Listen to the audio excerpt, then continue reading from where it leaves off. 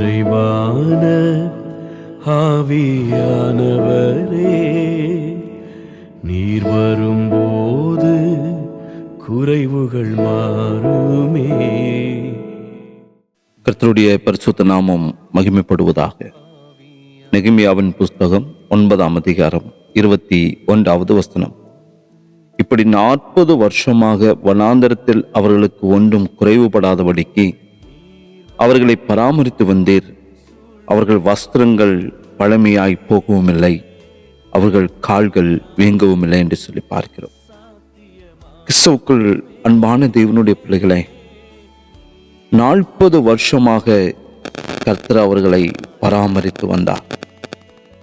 நெகேமியாவினுடைய தலைமையின் கீழாக எருசலேமின் மதில்கள் கட்டப்பட்டு அவைகள் எல்லா வேலைகளும் முடிந்த பிற்பாடு இஸ்ரவேல் ஜனங்கள் அனைவரும் ஒன்றாக கூடி தெய்வ சமூகத்தில் உபவாசித்து தங்களுடைய பாவங்களை தெய்வ சமூகத்தில் அறிக்கை செய்து ஜெபிக்கிற ஒரு நீண்ட ஜெபத்தினுடைய ஒரு பகுதியை தான் இந்த 9வது அதிகாரத்தில் நாம் பார்க்கிறோம்.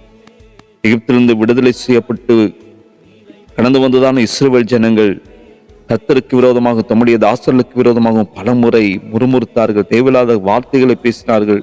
அப்படி பேசி பாவம் செய்த போதிலும் வனாந்திர பயணத்திலே கர்த்தர் அவர்களை கைவிடாமல் எப்படி பராமரித்தார் என்று சொல்லி இந்த அதிகாரங்கள் வாசிக்கும் பொழுது நாம் அறிந்து கொள்ள முடிகிறது.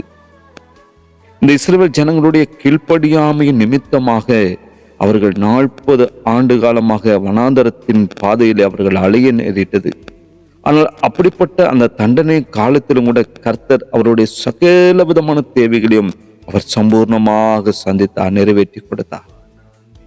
மன்னாவையும் தண்ணீரும் அவருடைய வாழ்க்கையிலே சாப்பிடுவதற்கு ஆகாரமும் தண்ணீர் இல்லாத அந்த வனாந்தர பகுதியிலே கர்த்தர் வானத்திலிருந்து மன்னாவையும் கண்மலையிலிருந்து தண்ணீரையும் கொடுத்து அவர்களுக்கு எந்த விதமான குறைவுமின்றி அவர் சம்பூர்ணமாக சகலவற்றையும் நிவர்த்தி செய்தார். அது மாத்திரமா, நான் பார்க்கின்றதான பொழுது 40 ஆண்டு காலங்கள் ஒரே ஆடைகளை அணிந்தும் அவர்கள் அணிந்திருந்ததான அந்த ஆடையானது ஒரு நாள் அது தோய்ந்து போகவோ கிழிந்து போகவோ இல்லை. இது இயற்கைக்கு அப்பாற்பட்டதான கர்த்தருடைய மகா பெரிய அதிசயமும் அற்புதமுமாய் காணப்பட்டது. கரடு முரடான வனாந்தரத்தின் பாதையில 40 ஆண்டு காலமாக அவர்கள் நடந்து வந்த பொழுது அவருடைய கால்களில் எந்த விதமான காயங்களோ எந்த விதமான வீக்கமோ வராமல் கர்த்தர் அவர்களை அதிசயமாய் தம்முடைய தூதர்களை கொண்டு ஏந்தி அவர்களை வழி நடத்தினார். கிறிஸ்துவுக்குள் அன்பான தேவனுடைய பிள்ளைகளை, நாட்கள் நம்முடைய வாழ்க்கையிலும் பல நேரங்களிலே கர்த்தருக்கு உண்மையற்றவர்களாக நாம் காணப்பட்டாலும் அவர் நம்முடைய வாழ்க்கையில ஒவ்வொரு நாட்களும் உண்மையுள்ள தெய்வமாய் ஒவ்வொரு நாட்களும் கூடவே இருந்து வழி நடத்தினார். வனாந்தரமான ஒரு கடினமான சூழ்நிலையில் கூட நம் அநேக நேரங்களே நம்முடைய வாழ்க்கையில அன்றாட தேவைகளை கர்த்தர் சந்தித்து தந்தார், நம்மை பாதுகாத்தார்.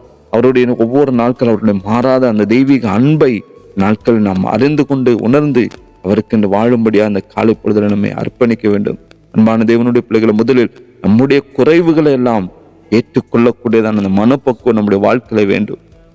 கர்த்தருக்கு விரோதமாகவோ தேவனுடைய தாசலுக்கு விரோதமாகவோ முறுமுறுக்காத இப்படிப்பட்ட ஒரு நல்ல குணம் நம்ம வாழ்க்கையில உண்டாக வேண்டும். அப்புறம் அவற்றை பொறுமையோடு நாம் சந்தித்து தெய்வ சன்னிதானத்தில் நாம் அமர்ந்திருக்கிறதான பொழுது குறைவுகளின் மத்தியில் உள்ள நிறைவுகளை நம்மால் நிச்சயமாக காண முடியும். கர்த்தர் நம்மை கிறிஸ்துவுக்குள் நிறைவுள்ளவர்களாகவே அவர் காண்கிற தெய்வம். ஆகவே நிறைவானதை காணும்படியா நாம் பழகுவோம். நம்முடைய குறைவுகளை நிறைவாக்கும் கர்த்தரிடத்தில் இன்றே நம்முடைய வாழ்க்கையை முற்றிலுமாக நம்ம ஒப்புக் கொடுப்போம். அவர் சகல விதமான குறைவுகளையும் நிறைவாக்குகிற தேவன். இஸ்ரவேல் ஜனங்களுடைய எல்லா விதமான தேவைகளையும் சந்தித்தார், எல்லா விதமான குறைவுகளையும் நிறைவாக்கி அதிசயகரமாய் அற்புதகரமாக 40 ஆண்டு காலமாய் என் தேவனை வழி நடத்தினார் என்று சொன்னால், நாட்களை உங்களுடைய குறைவுகளையும் என்ன காரியமாய் காணப்பட்டாலும் அவற்றை நிறைவாய் மாற்றி அதிசயகரமாய் வழி நடத்துவார். ஜெபிக்கலாம். நேசிக்கிற அன்பின் பிதாவே, இந்த காலை வேளைக்காக நன்றி செலுத்துகிறோம் ராஜா.